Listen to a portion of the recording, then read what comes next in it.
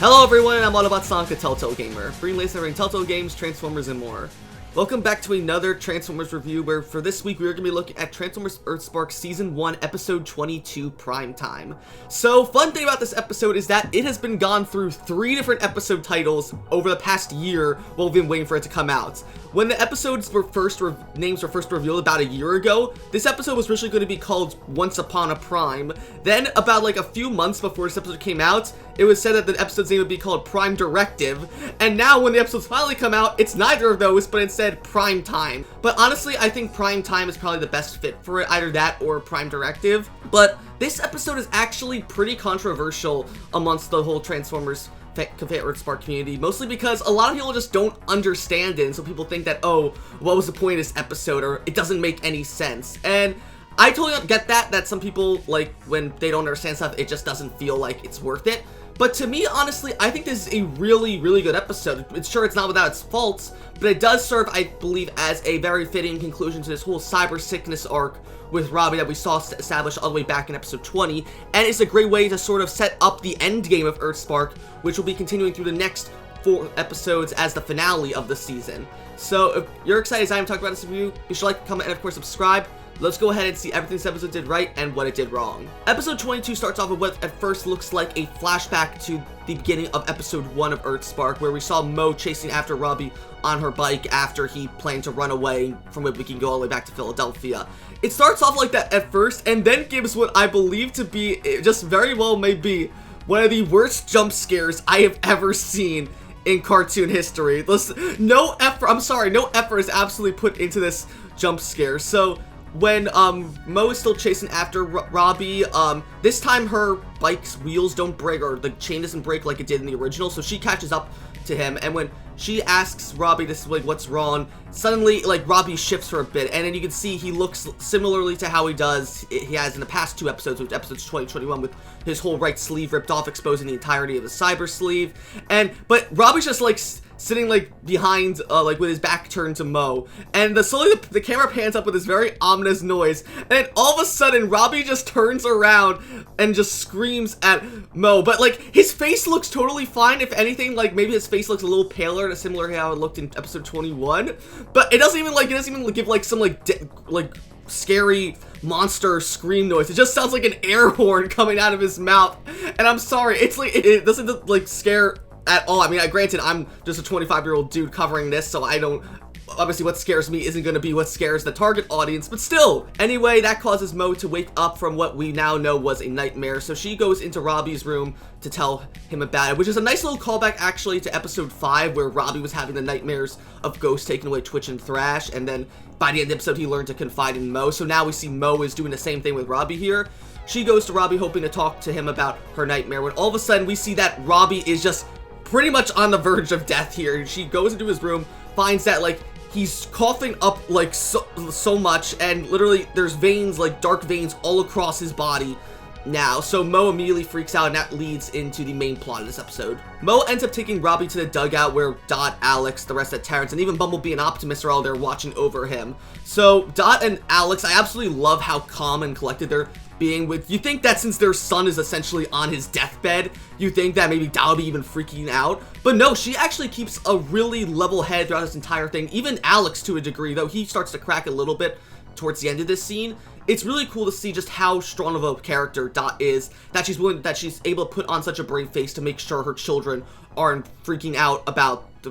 their brother's supposed death incoming soon. So Dot suggests that they should take Robbie to the hospital, but Alex thinks that it might not be able to help, considering that Robbie's dying from, like, a cybersleeve illness and not some normal human disease. And it's at this point Optimus explains to Dot and Alex that perhaps the only way to cure him is with the Ember Stone, but considering the Ember Stone was presumably lost in the cave all the way back in episode 9, Alex is starting to get really worried, thinking that there's no way that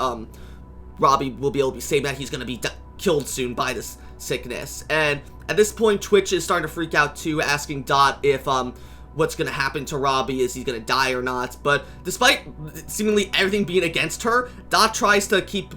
Twitch and the rest of the Terrans assured that Robbie's gonna be fine and that she won't let anything bad happen to him. Though clearly, obviously, Dot's just saying this just to make sure that the kids aren't freaked out, and Mo picks up on this, and so she snaps at Dot basically saying that she shouldn't make promises she can't keep, and she decides to go ahead and runs out of the barn, begging Quintus Prime to help her save Robbie, and Thrash decides to go after her, of course, being that Thrash was the Terran who has the closest connection to Mo, I'd say, besides Jawbreaker. So I really do wish that Thrash and Mo got to interact a bit more in this episode besides this little intro bit and the end of this episode, because I think this would have been another great episode to highlight Thrash, considering compared to Twitch and even Jawbreaker, Hashtag and Nightshade, Thrash doesn't really get a lot of episodes to really shine as a character in this season, and considering that he was the second main Terran besides Twitch, the fact that he gets sort of shafted in terms of appearances compared to Hashtag, Nightshade, and Jawbreaker, it's a bit upsetting. But anyway, Mo is alone in the forest, surrounding the Multi Homestead by herself, begging Quintus Prime to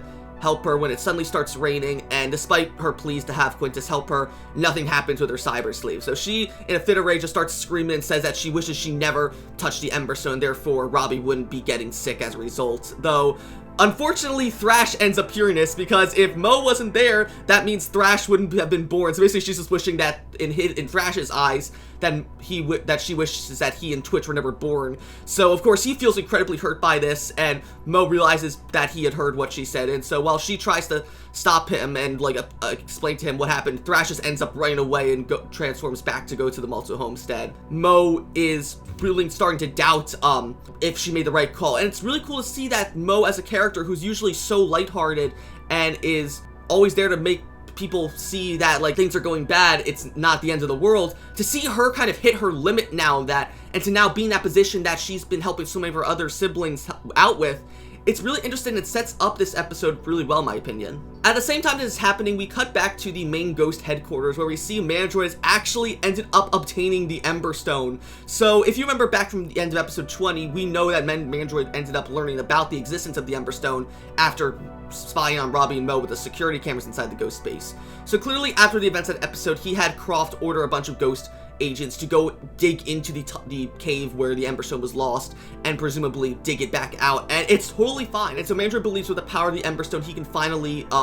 wipe out the Cybertronians and Maltos together. So we see Mandroid has actually put together this little like chest harness device to basically control the power of the Ember Stone. So he goes to go and touch it and put the Ember Stone inside his case. But when he does that, that sort of resonates with Mo all the way back to the Multi Homestead, because since the cybersleeve is by extension a creation of the Ember Stone, I guess it's sort of a way reacting to her, basically kind of informing her that she needs to do something and get the Ember Stone back from Mandroid, who isn't really worthy of that power. But at the same time, also kickstarts the main plot of this episode, which is sort of a clip show / vision quest, showing Mo how she was supposed to touch the Ember Stone and all the bad stuff that could have happened if she didn't touch it. This vision quest of sorts starts off all the way back at episode 1, where Mo finds herself once again in the cave that she and Robbie discovered the Ember Stone and basically created Twitch and Thrash. So at first she thinks she's just there with Robbie, only to find out that there's a copy of herself there as well, and essentially she's just rewatching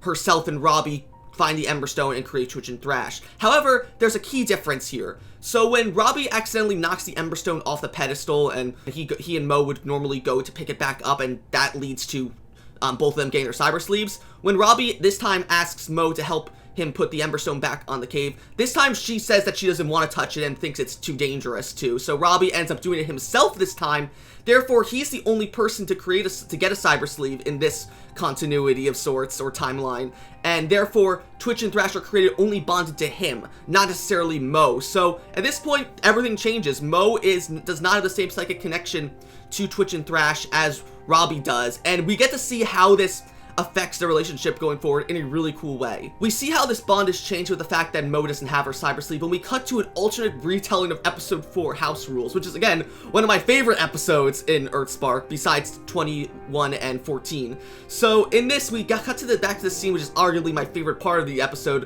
where Thrash is talking to Mo about how they should just ignore Dot's grounding and go to help Swindle presumably find Hardtop. Though, this time,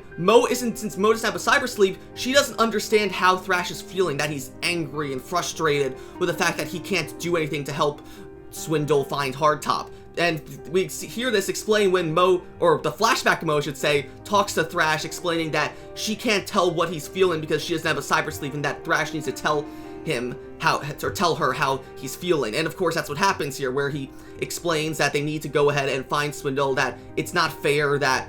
all these house rules are keeping him down, and that he thinks that they should be able to do what they want and help out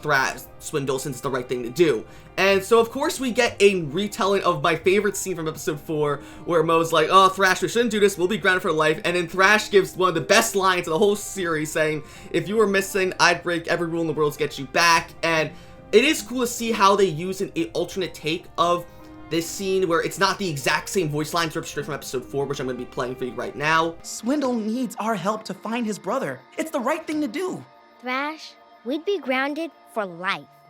If you were missing,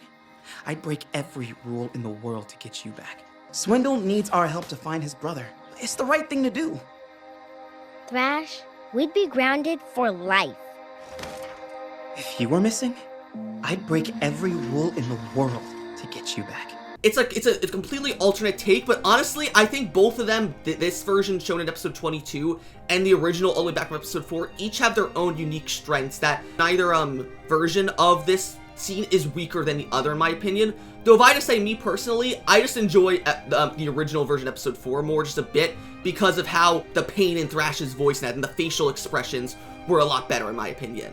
This time, though, considering that Mo doesn't have a cybersleeve, so she can really understand how hurt Thrash is by this and how strongly he feels about this, Mo doesn't have that confidence to just go ahead and disobey Dot and just go help him save Swindle and Hardtop. So, in this timeline, Mo has to watch herself essentially reject Thrash, saying that I can't do this, it's not right, and we shouldn't really be doing this, I can't help you here. So obviously Thrash is really hurt by this, and so is Mo watching herself reject Thrash, where she tries to talk to herself, explaining that she should always be there to help out Thrash as his sister. But regardless, Thrash decides to go off on his own, even if Mo isn't going to help him, and that leads to this next scene, where it's an alternate retelling of when Swindle betrays Thrash and tries to kill him. However, in this continuity, since Mo wasn't there to go ahead and grab the Energon scanner through the force field in the Ghost Convoy, I imagine that since Thrash is part Terran, he might have been able to reach through it, but still set off some sort of alarm in the truck. So that ends up causing Ghost to arrive and interrupt the fight between Thrash and Swindle.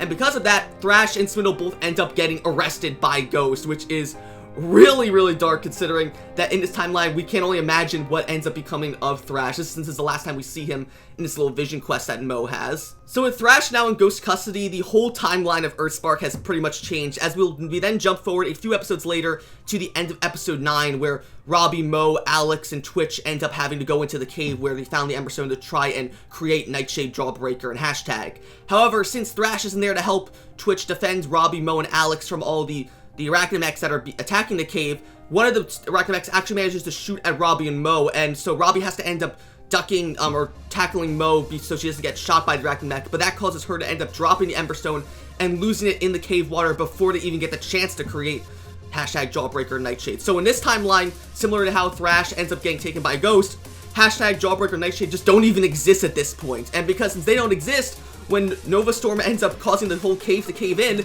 they're not there to help Robbie, Mo, and everyone else with surviving the cave-in. So instead, it's Alex and Twitch who have to shield Robbie and Mo from the cave-in. So we don't exactly know what is the outcome of this scene, but considering Alex and Twitch don't show up at all throughout the remainder of this little vision quest, it's heavily implied that in this timeline, Twitch and Alex just straight up die, and so Robbie and Mo would end up escaping the cave by themselves, which is incredibly dark, but at the same time, that's not explicitly stated, so they could still be okay, but just in my mind, I believe that Twitch and Alex did die in this timeline, so Robbie and Mo ended up escaping the cave on their own because Twitch and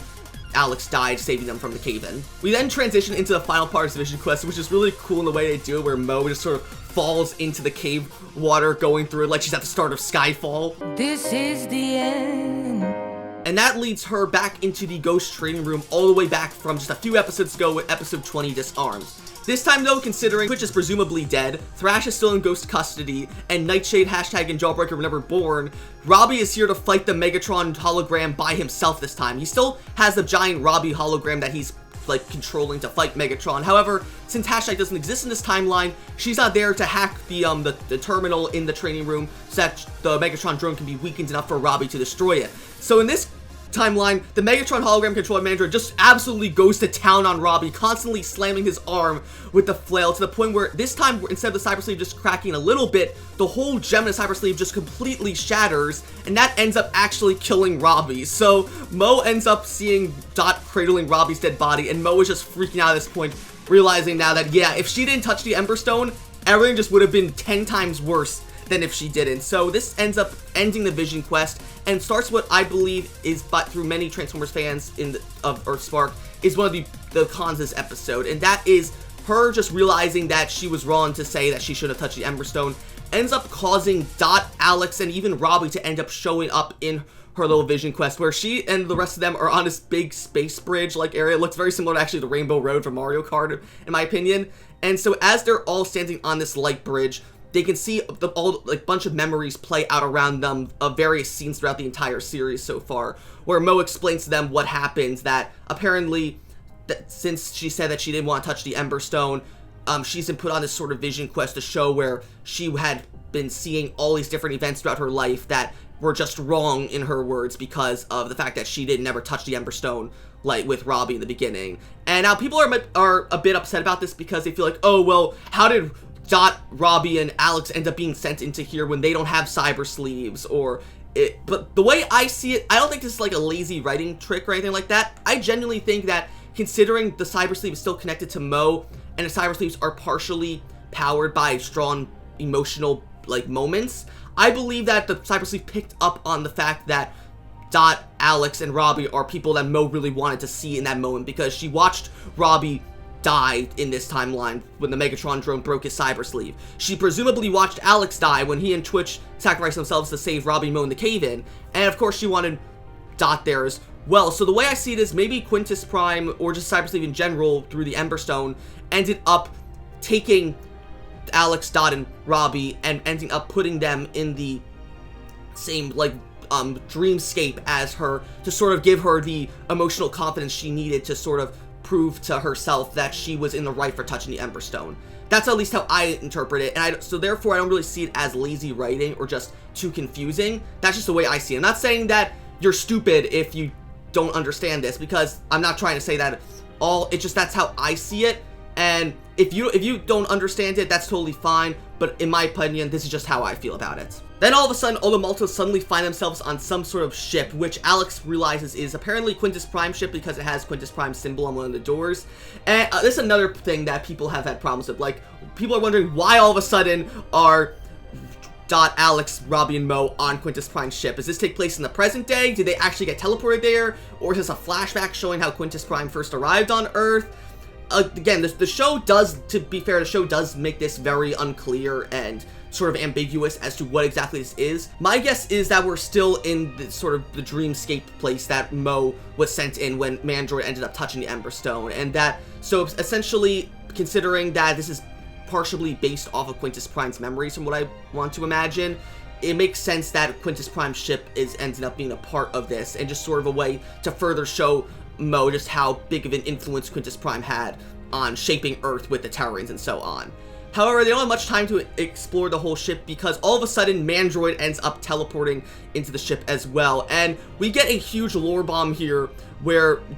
Alex actually recognizes Mandroid. This was actually teased a few times earlier in this series, where back in episode 6, Alex mentioned when he and Robbie fought off all the Arachnimechs during their Walk hunt that the Arachnimech design looked familiar to him. And then in episode 10, when Mandroid actually saw Alex helping all the Terrans and Maltos fight him off in his castle mech, Mandroid seemed to actually know who Alex was. And we finally get to see how Alex and Mandroid know each other in this, where Alex explains to Dot and Mo that essentially Mandroid and him were actually professors at the same university together before the war broke out. So they were both teaching robotics and Cybertronian history in the same university before Mandroid ended up being drafted by Ghost to join the army in the war. So that's really cool that Alex and Mandroid both have a connection to each other, very similar to how Dot and Mandroid do as well. I think it's really cool that it makes Mandroid feel like a much more personal villain to the Maltos, having these ties to not only Robbie and Mo, but also their parents as well, where considering Mandroid and Dot served in the army together, while at the same time Mandroid and Alex were teachers together at the same university. It is cool, but it doesn't really go anywhere. Of course, Alex is horrified to see his former colleague has now become sort of a terrorist, for lack of better terms, by going after Cybertronians, but Mandroid rejects Alex's claiming himself to be a hero, and that he had, with the Ember Stone, as we see it, is now wrapped into his chest through the harness device that he has installed on him. He can use the power of the Ember Stone to wipe out all Cybertronians on Earth and truly save the world, as he puts it. So that kicks off the climax of this episode, which ends up being Mo versus Mandroid. So Mo ends up climbing up onto the console of Quintus Prime's ship, getting ready to fight Mandroid, where we see that she has unlocked her own cybersleeve ability when she goes to block one of Mandroid's punches. So she ends up shoving him away with strength from the cybersleeve, only to reveal that unlike Robbie, who had a cyber shield, Mo sort of gets like a hidden blade dagger and like cybersleeve sword that she ends up being able to extract, like to pull out of her wrist and use as a sword, which is really cool to see as Mo and Mandroid end up fighting each other on the dashboard while Dot and Alex try to keep the ship from currently crashing into Earth because it's for some reason heading straight towards it. And I don't know if this is because, like, is this sort of a Inception moment where if you die in the Vision Quest, you die in real life? But I can imagine that Dot and Alex don't want to find out either. So as Robbie's just literally still dying on in the ship, Mo is fighting Mandroid, and it's really, I love the choreography here to have Mo battling him with all the roles that she's doing and the clashes that they have. It's such a pretty, like, really pretty fight whenever Mo and Mandroid clash, like, with her sword against one of his arms. There's this really big green flash that I just really enjoy. The storyboard team goes incredible with these, as we've seen throughout several times throughout this show now. A lot of people I've seen online have also said about how this feels a bit silly, considering that Mo, a 9-year-old girl, is able to do all these combat maneuvers and presumably be on par in terms of combat fighting with Mandroid, of all people. And to those people, I'd say this is just a kid's cartoon, really. Like, and if you want to be really technical and say, oh, how does Mo know all this fighting stuff when she's only 9 years old? Think about it this way. Her mother, Dot, is literally a former army recruit. You don't think that she wouldn't have taught her and Robbie a few, like, combat maneuvers just to be safe for self-defense and all that? Not to mention Alex, too, has at least taught Robbie how, basic harness training and all that with Cali sticks and all that. So you don't think he would have taught Mo some self-defense maneuvers too? That's just how I see it. So I think it's perfectly justified how Mo is able to keep up with Mandroid in terms of this fight. However, not for too long though, as eventually though, when she goes for one slash on Mandroid, he ends up actually grabbing Mo by her blade and shattering it just with how strong his arm is. And presumably as Mo freaks out thinking that her cybersleeve is broken now too, he's about to go ahead and shoot Mo with Brawl's cannon and kill her, when all of a sudden Robbie ends up sneaking up behind Mo, even though he's like deathly ill at this point, and tries to rip off the Ember Stone from his chest. Though with how weak he is, Mandroid easily throws him off him, and it's actually getting ready to shoot him now instead, where we get a nice little callback to the G1 movie here, where he tells Robbie you can't escape destiny, which of course is a reference to Unicron's last words in that movie before Rodimus killed him. But just as Mandroid's about to fire and kill Robbie, Mo screams out, and suddenly time freezes across the entire ship. The Mandroid ends up freezing just when his laser is about to hit Robbie. The ship gets frozen in mid-air before it crashes into Earth. And we see Mo ends up actually getting a second wind of sorts in this point, where her cybersleeve ends up actually glowing and having like a little flame come out of the actual gem in her hand, where she explains to Mandroid that he can't just take away her prime power, as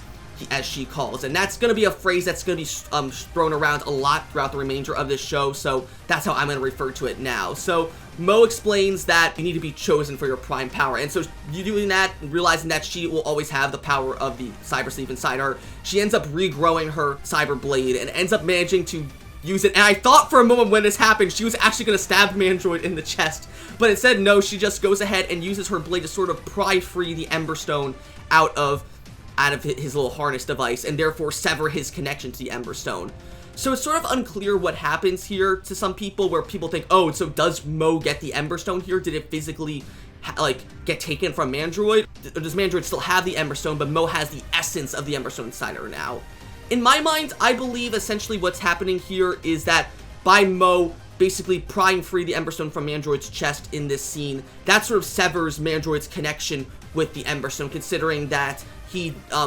doesn't show up in the Dreamscape landscape anymore after this moment. So I believe Mandroid is basically just forced out of the Dreamscape after this moment, and the Ember Stone presumably shatters in real life. So therefore, the essence of the Ember Stone ends up being transferred into Mo's cybersleeve, so that while the Ember Stone is now truly destroyed, the power of the Ember Stone is still there and resides inside of Mo's sleeve. That ends up causing the whole landscape to change once again, and Mo, Alex, Dot, and Robbie end up finding themselves back on the little Rainbow Road light bridge that they were at when the Vision Quest first ended. And at this moment, while Dot and Alex and Robbie, or Dot and Alex are both watching over Robbie, Mo ends up seeing in the distance just a huge hologram of Quintus Prime, where we finally get a proper look at his design. I've seen a lot of people making fun of Quintus Prime's design online, basically make fun of how his big bald head and all that. But honestly, I think it's a really cool alternate take on Quintus Prime to make at least in Quintus's case, in actual Ancient Prime, look very human-like, considering that his whole thing was wanting to explore other races and their cultures and technology and all that. Having Quintus Prime look very human as opposed to Cybertronian was a good call in my opinion. And I think Clancy Brown here does a fantastic job of voicing Quintus, considering we barely got to hear him speak throughout the past 22 episodes. Hearing him give a proper speech now to Mo about how she was the hero that he had chosen to basically save the Malto family by guiding her and Robbie towards the Ember Stone all the way back in episode 1 was the right call. And so he tells Mo that she has the power to save Robbie inside of her with the power of the Ember Stone, and warns her also of several threats that are still coming, but she'll be able to face them alongside the rest of her family. Mo ends up waking up from the whole Vision Quest alongside Dot, Alex, and Robbie, who presumably all passed out as soon as they appeared in the dream as well. They're all back in the dugout where Twitch, Thrash, and the rest of the Terrans alongside Bumblebee and Optimus are watching over them all. And it's at this point Mo realizes that she now has the power to cure Robbie of cybersleeve illness, so she goes up to Robbie and touches his cybersleeve, and that ends up completely curing his cybersleeve illness. All the veins on his body go away, and the gem on his cybersleeve even fixes itself as well, therefore reestablishing the psychic link that he and Mo share with the rest of the Terrans. So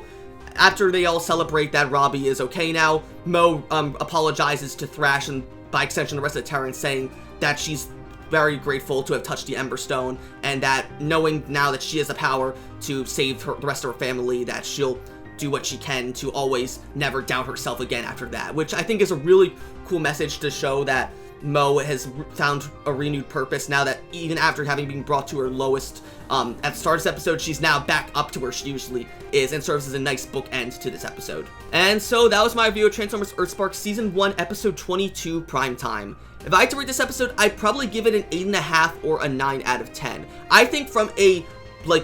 abstract standpoint, having Mo get a spotlight episode is really, really cool to see. I love, too, how vastly different the whole plot of EarthSpark would have been if she never even touched the Ember Stone, seeing Thrash not have a strong connection with her and therefore end up being taken by Ghost, hashtag Jawbreaker Nightshade never being born, and Robbie ending up dying as a result of hashtag not being there to help weaken the Megatron drone. Her fight against Mandroid was actually really, really cool, and to see just have Mo just be so vulnerable after being such a positive force throughout this entire series so far, it's a really nice change of pace that I think is really interesting to watch. And Mandroid having the power to Ember Stone or trying to utilize it to overpower Mo was really fun fight to watch as well. The only con to this episode I would have to say would have to be probably how unclear the Vision Quest is, and just the reason why they were all on Quintus Prime's ship in the first place. Other than that though, this was a really fun episode, and I don't think it deserves the hate that it gets. That it was honestly, while it wasn't a perfect episode, it was a fun episode in my opinion. But that's going to be it for this review, and we have now started the final arc of EarthSpark, which is, I'm going to be calling it the Last Hope arc in celebration of the last 2 episodes. So, I'll be back next week with the first part of this final arc with episode 23, Stowed Away Stowaways. If you like this review, be sure to like, comment, and of course subscribe, and I will see you guys later.